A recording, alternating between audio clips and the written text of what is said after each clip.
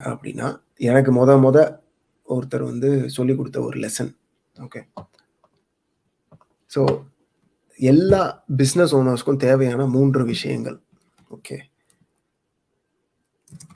What a business owner wants.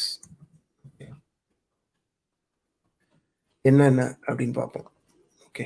1 முதல் விஷயம் அவங்களுக்கு என்ன வேணும் அப்படின்னா, ஃபைண்ட் மோர் கஸ்டமர்ஸ்.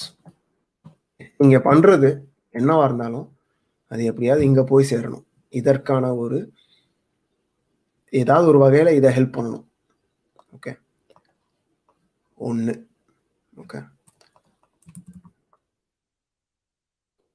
2வது ரெடியூஸ் காஸ்ட் அல்லது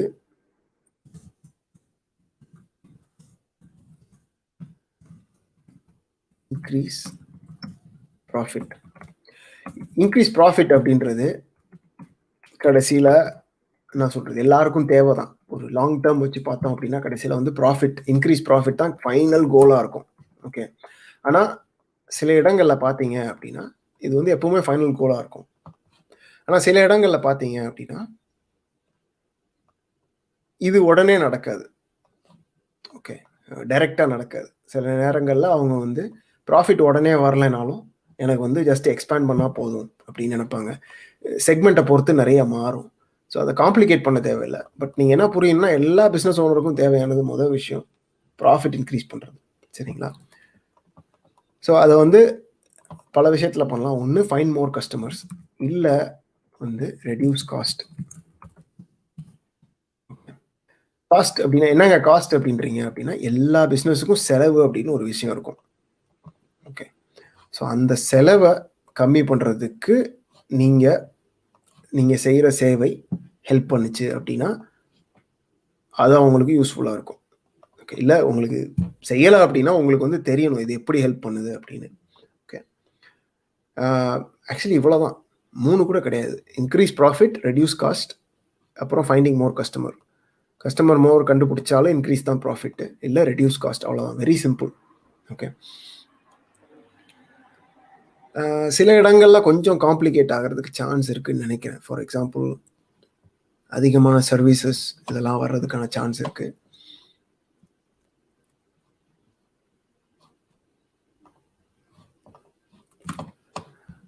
ஓகே. ஸோ இது உங்களுக்கு நீங்கள் என்ன செஞ்சாலும் ஒரு நிமிஷம் நிறுத்திட்டு நீங்கள் பண்ணுறது ஃபைண்டிங் மோர் கஸ்டமர்ஸ்லையோ ரெடியூஸ் காஸ்ட்லையோ வருதா அப்படின்னு பாருங்கள். ஓகே. டைரெக்டாவோ இன்டைரக்டாவோ நீங்கள் என்ன சொன்னீங்கனாலும் இதில் ஏதோ ஒரு விஷயத்தில் நடக்கணும். இல்லைன்னா என்ன ஆகும் அப்படின்னு பார்த்தீங்கன்னா நீங்கள் வந்து வெறும் செலவாகவே பார்க்கப்படுவீர்கள். ஓகே. செலவு அப்படின்னா என்ன அப்படின்னு பார்த்தோம்னா ஒரு சேவை நடப்பதற்காக அங்கே நடக்கிற விஷயம். எப்படி சொல்கிறது அப்படின்னா ஒரு எம்ப்ளாயியோட சேலரி வந்து செலவு. சரிங்களா? ஏன்னா ஒரு சேவை வழங்குவதற்கு அங்கே எம்ப்ளாயி இருக்கணும், அந்த எம்ப்ளாயிக்கு பணம் கொடுக்கணும், அதனால அதை செலவு அப்படின்னு பார்ப்பாங்க. சரிங்களா? ஸோ இது எப்படி பார்க்கலாம்னா இது எதுவுமே வரலை அப்படின்னா தென் இங்கே பார்க்கப்படுவீங்க, அதான் வந்து எக்ஸ்பென்சஸாக பார்க்கப்படுவீங்க. ஓகே. இப்படி பார்க்கப்பட்டீங்கன்னா அது நல்ல விஷயம் கிடையாது. ஏன்னா வந்து அப்புறம் நிறைய வந்து பேரம் பேசலாம் அவங்க. ஏன்னா செலவு எல்லாரும் வந்து என்ன நினைப்பாங்கன்னா செலவை குறைக்கணும் அப்படின்னு நினைப்பாங்க. இன்வெஸ்ட்மெண்ட் மாதிரி பார்க்க மாட்டாங்க நீங்கள் பண்ணுறத. ஓகே. ஒரு பொட்டன்ஷியல் மாதிரி பார்க்க மாட்டாங்க. ஸோ செலவு அப்படின்னா என்னென்ன அப்படின்னு பார்ப்போம். இப்போ ஒரு உதாரணத்துக்கு சேலரி தமிழில் வருது பாருங்க. சேலரி செலவு அப்படின்னு பார்ப்பாங்க. இன்ஃப்ராஸ்ட்ரக்சர்னா என்ன? ரெண்ட்டு, கரண்ட் பில்லு, இதெல்லாம் வந்து செலவு. ஓகே. சில இடங்கள்ல அட்வர்டைஸ்மெண்ட்டும் செலவுன்னு பார்ப்பாங்க. ஓகே. ஆனால் அட்வர்டைஸ்மெண்ட் வந்து எப்பவுமே என்ன ஒரு சின்ன வித்தியாசம் என்ன அப்படின்னா எக்ஸ்பென்ஸுக்கும் சாதாரண எக்ஸ்பென்ஸுக்கும் இன்வெஸ்ட்மெண்ட்டுக்கும் என்ன வித்தியாசம் அப்படின்னா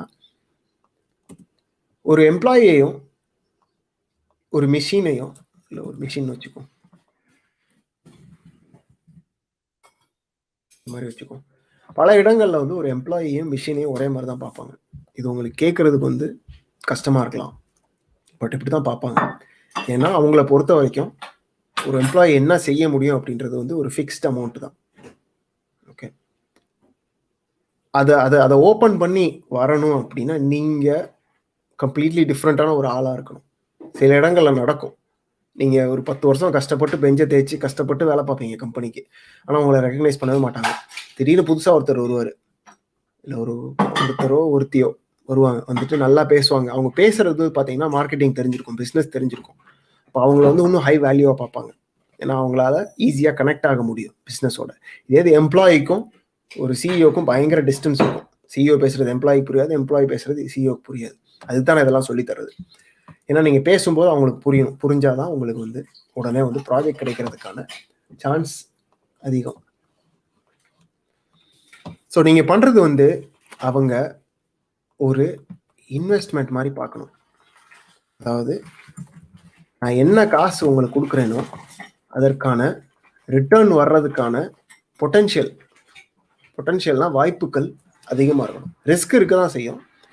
ஆனா, அவங்க உங்களுக்கு ஒரு சம்பளம் குடுக்குறாங்க. ஒரு $100 குடுக்குறாங்க அப்படின்னா, அந்த $100 வச்சு அவங்களால பயங்கரமா சம்பாதிக்கிறதுக்கான பொட்டன்ஷியல் இருக்கணும்.